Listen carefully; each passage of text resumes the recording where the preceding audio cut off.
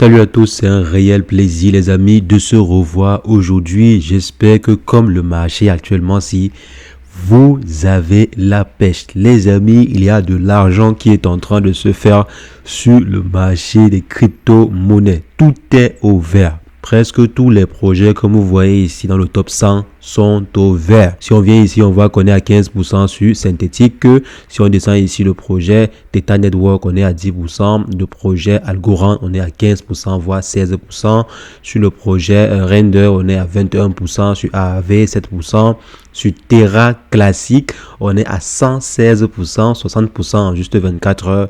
De façon générale, les amis, le marché s'est déchaîné. On voit ici que le Bitcoin, en juste 24 heures, a pris près de 6%. 6% pour le Bitcoin en 24 heures, les amis. On parle là du projet le plus coté sur le marché. Je vois là qu'il y a même la charte qui ne charge pas. Apparemment, il y a tellement de requêtes sur CoinMarketCap actuellement que ça bug. Et ce n'est que normal parce qu'actuellement, si nous sommes en train d'atteindre les sommets que l'on n'a pas atteints depuis avril 2022. Donc depuis en fait la débandade de Terra Luna. Donc depuis en fait la chute de Terra Luna, on n'avait pas atteint ce sommet-ci. Donc 41 000 $ aujourd'hui, 41 000, presque 800 $ aujourd'hui les amis. C'est énormissime. On voit ici que le Bitcoin est à 815 milliards. À lui seul, il est à 815 milliards de dollars de capitalisation boursière. Et ici, on voit que le marché de façon globale est à 1400 milliards de dollars. Le Bitcoin lui seul est à 800 milliards de dollars. Donc, on voit là que le Bitcoin continue en fait de peser de plus en plus sur le secteur des crypto-monnaies. Si on voit un Bitcoin à 800 milliards de dollars, je pense que c'est plus de la moitié. C'est plus de la moitié à lui seul. Le Bitcoin seul pèse plus de la moitié du marché des crypto-monnaies. C'est énorme les amis.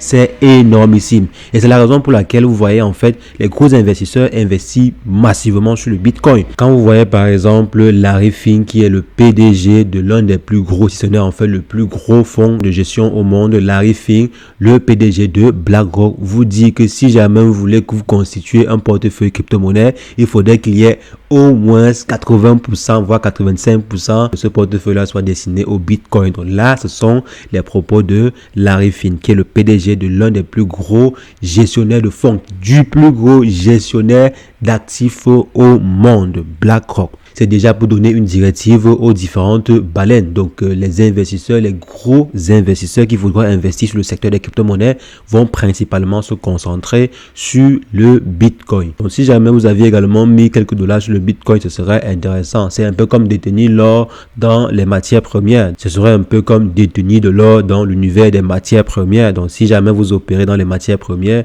c'est vrai, il y a des matières premières assez intéressantes, très lucratives, mais c'est quand même bien de souvent détenir de l'or parce qu'il y a plusieurs gouvernements qui fonctionnent avec de l'or. Je dirais c'est à peu près la même chose ici avec le secteur des crypto-monnaies. Détenir quand même quelques grains de Bitcoin, quelques centimes de Bitcoin, c'est toujours bien pour opérer un jour. Si jamais par exemple il y a des pays qui adoptent de plus en plus le Bitcoin, parce que je sais qu'il y aura des pays qui vont adopter cela, comme par exemple le Salvador. Donc, lorsque le Bitcoin est descendu sous les 26 000 $, voire même 21 000 $, c'était quand même une catastrophe. Mais je suis convaincu qu'il y aura beaucoup d'autres pays, bien beaucoup d'autres gouvernements qui vont suivre également les pas du Salvador, voire même d'autres crypto-monnaies, pas simplement le Bitcoin. Parce qu'actuellement, si comme vous voyez sur le marché, c'est tous les projets. C'est tous les projets qui sont en train de se démarquer. Il n'y a pas un seul projet qui ne se démarque pas. Même Ethereum est à plus de 10% en 7 jours. On est déjà à 2250 $.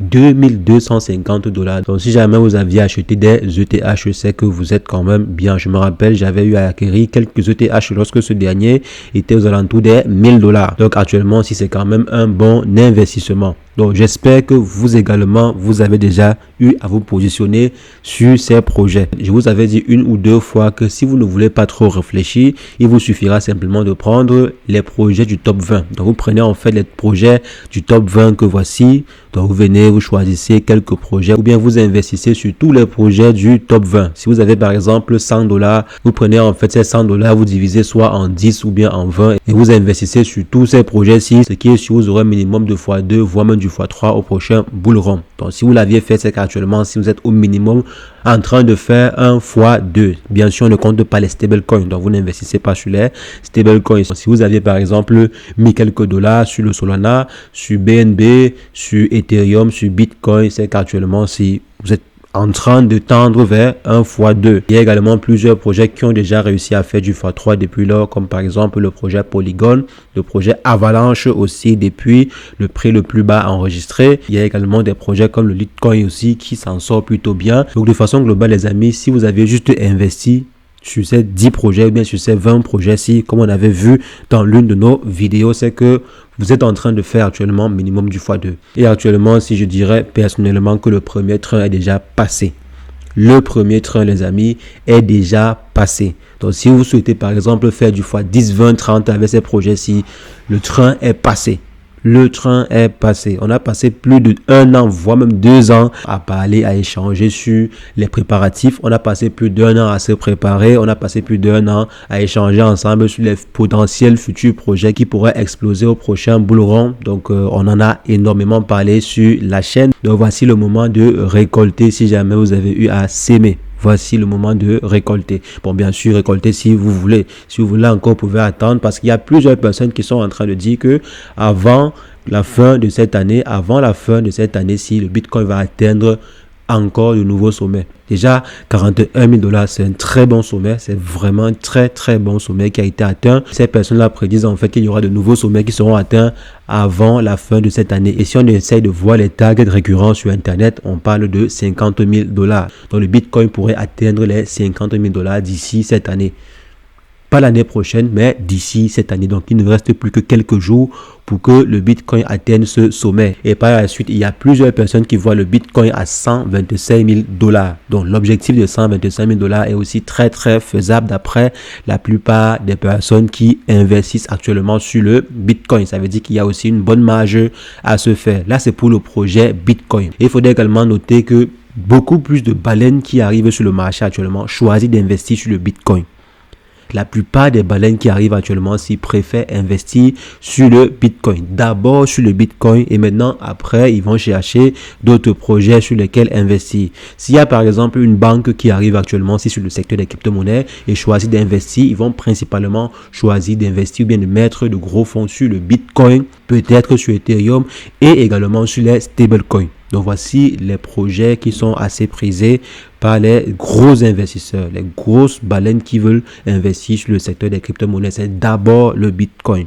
Comme j'ai dit, le plus grand gestionnaire de fonds a dit investissez 85% de votre portefeuille sur du Bitcoin. Si vous voulez investir sur des crypto-monnaies, mettez 85% sur le Bitcoin et le reste, on va voir. Donc là, c'est assez parlant et vous devez prendre note. Et si ça continue ainsi, il y a de fortes chances que le Bitcoin continue à gagner du terrain. Donc comme vous voyez par exemple à ce niveau, on voit que le Bitcoin a recommencé à gagner du terrain. Ici en 2014-2015, bon, le Bitcoin était presque le seul projet crypto-monnaie vraiment en vue. Et là, en 2018, on a vu le projet Ethereum exploser aussi, qui a été par la suite récupéré par le projet Bitcoin. Donc, le Bitcoin a décidé de reprendre sa place à ce niveau-ci. Et si on vient là, on voit que le Bitcoin est de nouveau en train de reprendre sa place. Et les amis, c'est en train de se répéter.